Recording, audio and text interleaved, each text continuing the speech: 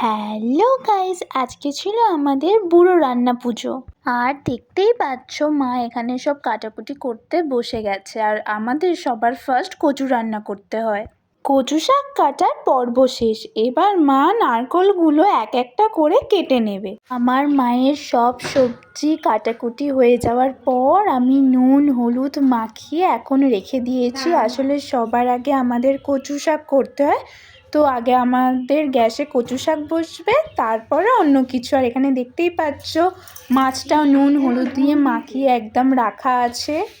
আমি দেখেছি অনেকদের ইলিশ মাছ ছাড়াও কাতলা মাছ, চিংড়ি মাছ, নানান রকমের মাছ হয়, কিন্তু আমাদের বাড়ি শুধুমাত্র ইলিশ মাছ হয়। ইলিশ মাছ ছাড়া আমাদের ভিটেতে আর কোনো মাছ হয় না আজকের দিনে।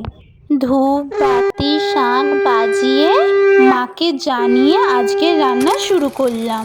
কচু সেদ্ধ হয়ে যাওয়ার পর মা এখন এখানে আলু বেগুন পটল যা যা ভাজার আছে সব ভেজে নেবে। আর এখানে দেখতেই পাচ্ছ মা সব বেটেও রেখে দিয়েছে।